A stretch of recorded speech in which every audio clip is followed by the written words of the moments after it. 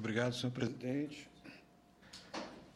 Senador Sérgio Petecão, autoridade atual, cumprimento também o senador Blário Maggi, antigo conhecido nosso, nossos colegas aqui de mesa, senhoras e senhores. Para a Agência Nacional de Aviação Civil estar hoje aqui é de grande importância e relevância, porque a gente pode apresentar nesta casa a parceria que temos que ter para que a aviação civil possa ser cada vez mais segura, cada vez mais eficiente, cada vez melhor para os passageiros e como um serviço público como ela deve ser. Então, a gente tem como noção que o controle de espaço aéreo, pela lei de criação da ANAC, não nos pertence, mas nós temos um papel importantíssimo a desempenhar, conforme o brigadeiro Candeias já teceu na sua apresentação. Para isso, a gente vai seguir alguns pontos importantes. A gente vai falar um pouquinho de planejamento, porque sem o planejamento as empresas não conseguem voar claramente. Vamos falar sobre certificação de aeroportos, de produtos aeronáuticos, dos operadores aéreos, sejam empresas ou privados, e a certificação de pessoas. Para a gente entender um pouquinho, de como é que a gente entra nessa história toda, a gente tem por que a ANAC foi criada e qual a estratégia dela. Primeiro, que a ANAC é uma agência reguladora e fiscalizadora, uma autarquia especial, cuja visão dela é regular.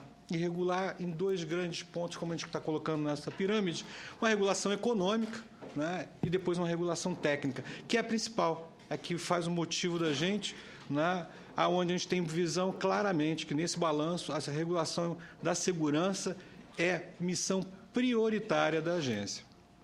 E, nisso, nós temos um pequeno desafio, que é, dentro desse equilíbrio que a gente tem que chegar, implementar nossas políticas públicas, aonde tem que possibilitar a harmonia dos interesses do mercado regulado, o direito estabelecido, promova o máximo de eficiência econômica e suporte a melhor opção técnica possível.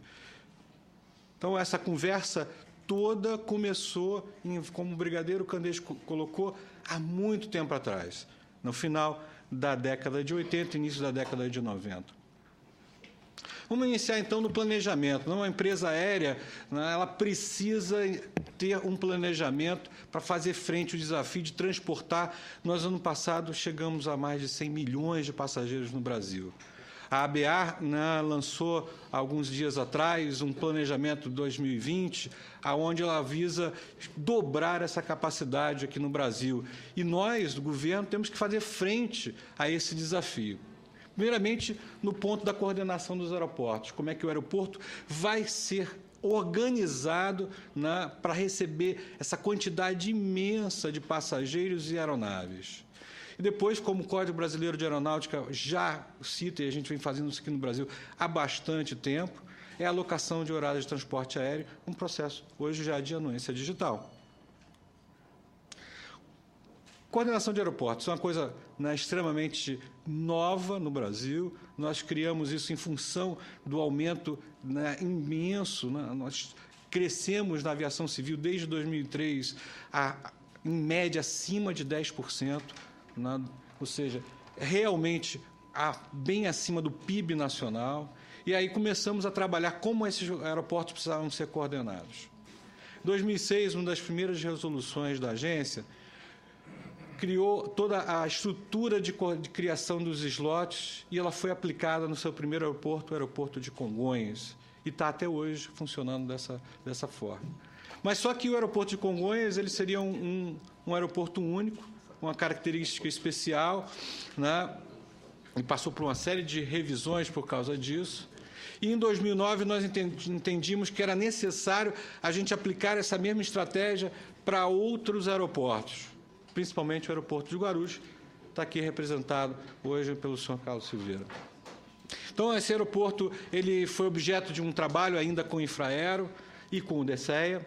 Nós criamos uma portaria de facilitação de voos, temos um site na ANAC totalmente digital para que esses pedidos sejam colocados e esses planejamentos para cada temporada, seja a temporada do verão ou a temporada do inverno, possam ser colocados e a delegação brasileira, que capitaneada pela ANAC, mas participa também o Departamento de Controle de Espaço Aéreo, participa as nossas empresas aéreas e os nossos operadores aeroportuários. A primeira vez o aeroporto de Guarulhos foi justamente a desse ano, para que a gente possa estabelecer a melhor maneira de operar dentro de um aeroporto para atender os objetivos, principalmente das empresas, para que elas possam transportar os passageiros da melhor maneira possível. Hoje, em 2013, estamos aperfeiçoando a nossa Resolução 002, já fizemos um processo de audiência pública e, para esse ano, nós fizemos o teste desses conceitos, justamente na coordenação dos slots para a Copa das Confederações e a Jornada Mundial da Juventude. Deu certo, isso que eu posso colocar para todo mundo. Nós tivemos um sucesso muito grande e nada aconteceu de errado. Tá? Saímos muito bem. O Brasil, não a ANAC, o Brasil. Agora, falando um pouquinho sobre horários de transporte aéreo, esse é um item, é um artigo do Código Brasileiro de Aeronáutica, ele está lá para ser exercido e vem sendo exercido há vários anos. Até 2008, ele era um processo totalmente manual. Agora, o senhor imagina que a gente tem um processo que hoje está rodando em torno de 6 mil pousos e decolagens por dia. Fazer isso manual não dava certo. Então, iniciamos em 2008 um processo de transformação num tudo que era manual para ser totalmente eletrônico, principalmente porque havia inconsistências entre o planejado e o realizado. Criamos esse sistema eletrônico, trabalhamos em coordenação e, refrisando, em parceria com a Infraero e com o DCEA para ajuste dessas bases de voos, atualizamos isso para uma forma automática e hoje nós estamos totalmente automatizados, o sistema é totalmente digital, ninguém precisa ir nem na agência, porque, através do digital de documentos, o processo passou a ser totalmente automatizado e até temos uma entrada digital para as empresas aéreas estrangeiras que podem vir aqui no Brasil e, com isso, apresentam seus voos para eles serem aprovados e incluídos na nossa base. Agora, se a gente está trabalhando com horário de transporte, a gente tem que saber se o aeroporto tem a capacidade de operar esses voos. Como é que esses voos vão acontecer lá dentro? Criamos um regulamento específico para a certificação dos aeroportos, é o RBAC 153, e ele teve justamente aderência às regras da OACI, da Organização de Aviação Civil Internacional, para que na Copa do Mundo a gente não tenha nenhuma dúvida. Juntamente com isso, a gente tinha que ter as infraestruturas dos aeroportos com suporte para todas essas tecnologias que o brigadeiro Candeias nos apresentou anteriormente. Qual o status dessa certificação? O planejamento da ANAC, como um projeto, é que os aeródromos da cidade sede da Copa vão estar todos certificados até junho do ano que vem. Hoje, como é que está os aeroportos, principalmente os já concedidos? Guarulhos, que foi o primeiro a ser certificado, tem um certificado provisório, ele está válido até novembro de 2013 e está em processo de recertificação. Campinas, Serra Brava, Quilo Papá, ele está válido até junho de 2014, já foi certificado até para o Boeing 747-800, uma aeronave de categoria F. Brasília, aqui o último aeroporto concedido, ele está em planejamento e deverá ser certificado até o final de 2013. Agora, se a gente certifica o aeroporto, também temos que certificar os produtos aeronáuticos, principalmente daqueles embarcados nas aeronaves. Então, toda aeronave que existe no Brasil, ela é obrigatoriamente certificada pela agência ou recebida a certificação de uma autoridade estrangeira. E aí começam as nossas tecnologias. Equipamentos tipo head-up display, que são capazes de aumentar a visão do piloto com a visão sintética, equipamentos onde o piloto pode selecionar até a pista de destaques aonde ele vai sair no aeroporto, é uma invenção da empresa Airbus, que está sendo até trabalhada pela Embraer hoje em dia. uma coisa muito similar.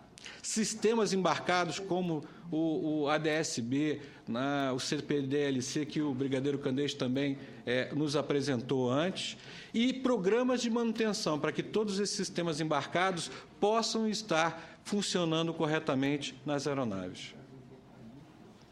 Porém, na hora que eu trago esse avião para dentro de uma empresa aérea ou ele passa a ser usado por um operador privado, eu preciso ter uma maneira para certificar isso de uma forma segura. As empresas aéreas elas são obrigadas a ter uma especificação operativa e passam por um processo de certificação dentro da agência para cada inclusão de uma técnica nova, como nós colocamos. Da mesma forma, principalmente para poder voar para o exterior, a aviação geral ela precisa de uma carta de autorização. Então, se um proprietário de uma aeronave, principalmente um proprietário que tem uma aeronave, né, a esse nível, ele vai querer voar para fora do Brasil. E vários países estão fazendo inspeções e uma das coisas que são exigidas é a carta de autorização. Letter of Authorization é prevista pela OAS e isso está sendo emitido também pela ANAC, a favor da aviação geral. Agora, temos que também ter a visão de certificar aquele piloto, quem está trabalhando dentro da aeronave para que ele possa operá-la e dar sequência nessas ações todas da maneira mais segura possível. Primeiro começa numa avaliação do programa de treinamento dessas aeronaves. Então, lá em paralelo com a certificação da aeronave, né, ou de uma melhoria de uma aeronave, a ANAC se junta com outros são 4 países no mundo, que são os maiores fabricantes. O Brasil é o 3º fabricante de aeronave, né, com a nossa Embraer. Então, nós nos juntamos com os Estados Unidos, a Europa, né, a EASA, que é a agência deles, e com o Canadá, para fazer a avaliação desse treinamento das aeronaves.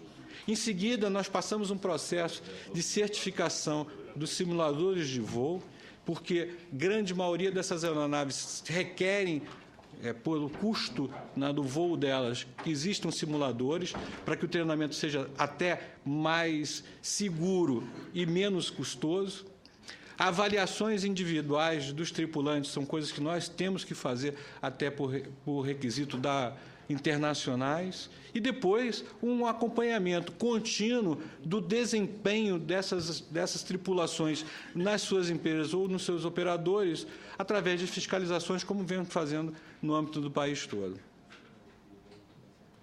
Então, dessa forma, senadores, eu espero ter passado nesses tópicos e pontuar claramente que a gente está atuando no planejamento das empresas aéreas para fazer frente a esse desafio, na certificação desses aeroportos clara e evidente, e com a presença aqui da GRU Airport, vai poder tocar um pouquinho com relação a isso, a certificação do produto das suas aeronaves, a certificação dos operadores, conforme a ABA, o comandante Jenkins está aqui, vai poder tocar um pouco com relação a isso, e, finalmente, a certificação das pessoas, dos pilotos que voam.